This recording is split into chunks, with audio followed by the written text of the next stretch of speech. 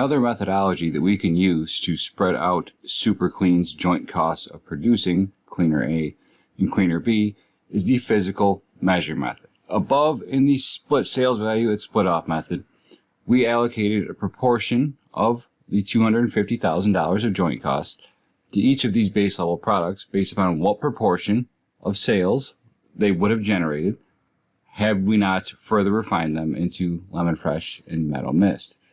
Well, for the physical measure method, instead of allocating proportionally based upon sales value, we're going to allocate proportionately based upon the quantity of production.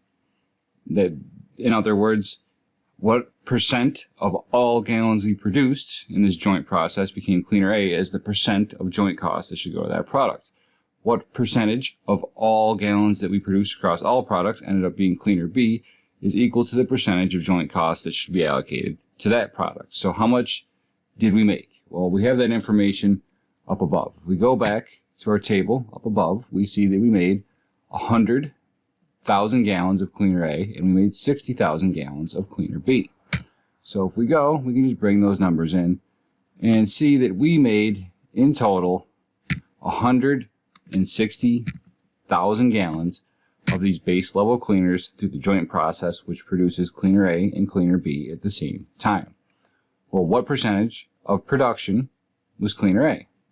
Do the same concept that we had before. We're going to take the production in gallons of the particular product and divide it by the total production in gallons.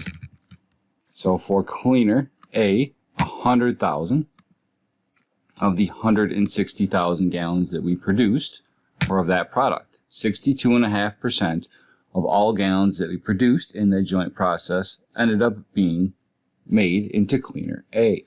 For cleaner B, we take these 60,000 gallons that we produced of that product, divided by the 160,000 gallons we produced in total, and we see that 37.5% of our production ended up being cleaner B. And in total, that's going to add up to the full 100% we needed to divvy out. And under this physical measures method, we're going to say whatever percentage of total production was composed of each of our base level products, a same percentage of our joint costs should be allocated to that product.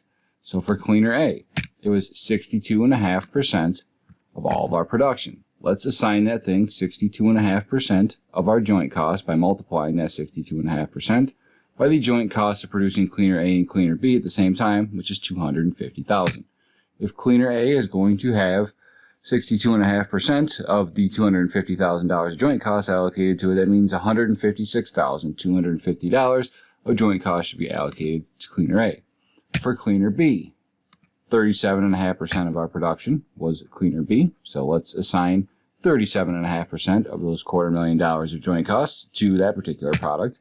That would be $93,750. Have we spread out our full amount of joint costs, the full $250,000? If I add these two numbers together, I see that in fact we have. So just like above, you get the numbers in this section by taking your joint costs, can't type right now, and multiplying by your weighting for each product. How is this going to affect our product line income statement for these two different products? Well, first thing we have is sales revenue. And we did this chart above when we did the sales value a split off method. We determined that $450,000 was going to be generated from selling lemon fresh, $250,000 from meadow mist, for a total of $700,000. All we're changing here is the method for which we allocate joint costs. It has no effect on any other thing that's going to go into our calculations of gross profit for each product. Changing the amount of costs you assign to a bottle of lemon fresh or a bottle of meadow mist does not change the fact that it's going to sell for $5 a piece. What I'm getting at here is no matter what methodology we use to spread out joint costs, it has zero effect on the sales revenue that comes from that product. So we can just copy down what we had above. We had $450,000 of revenue from lemon fresh, $250,000 from meadow mist, for a total of $700,000. What is going to change is the amount of joint costs that are allocated, because the amount of joint costs that we spread to cleaner A is much different than it was when we used our other method. We're only putting 156,250 in here. Cleaner B got the other 93,750 for a total of $250,000 of costs. What about our separable costs? We're assigning the cost that it takes for the joint production process to make cleaner A and cleaner B. We're not changing how much it costs separately to turn cleaner A into lemon fresh and cleaner B into metal mist, that respective $25,000 and $20,000 from above. So for your separable costs, your allocation method for assigning out joint costs will not change those separable costs. They're going to be the same thing you had above. $25,000 for the lemon fresh, $20,000 for metal mist, for a total of $45,000. And now, what is our gross profit? It is our revenue minus our two costs, the joint costs and the separable costs.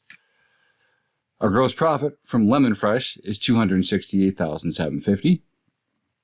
Through that same methodology, we'll determine that our gross profit from metal mist is $136,250, subtracting out our joint costs and our separable costs from that $250,000 of sales revenue. And in total, that's $405,000 worth of gross profit, $268,750 plus $136,250.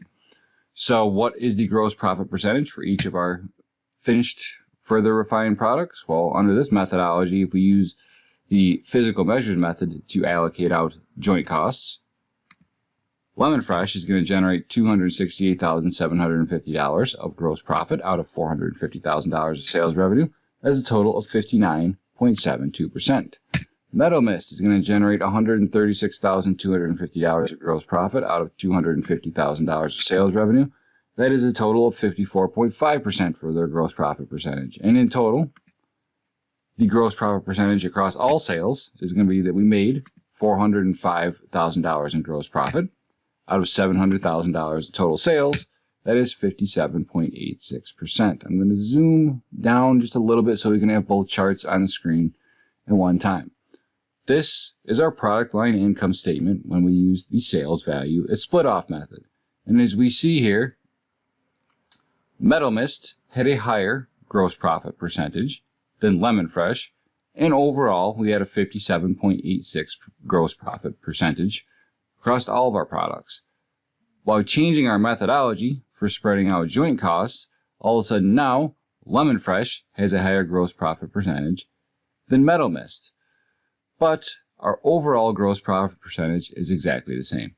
And that's the catch with the different methods for allocating out joint costs. It affects the perceived profitability of each of your individual product lines, how you divvy out those costs, and ultimately what it's going to make their gross profit percentage into, but it does not affect your company's overall profitability. And for reporting purposes, nobody using your information is ever going to care what your gross profit percentage is for each individual product. It is going to care what your overall percentage was. So you have free reign to use whatever method you want to decide what the profitability of each product is, because it's only going to be used for managerial decisions. There's no gap policy that says you have to use the physical measures method. And in the end, you're still going to end up with the same amount of profitability no matter how you divvy out the joint cost amongst your different products. So pick the method that you think best represents your company's own operations and their own financial position at the time.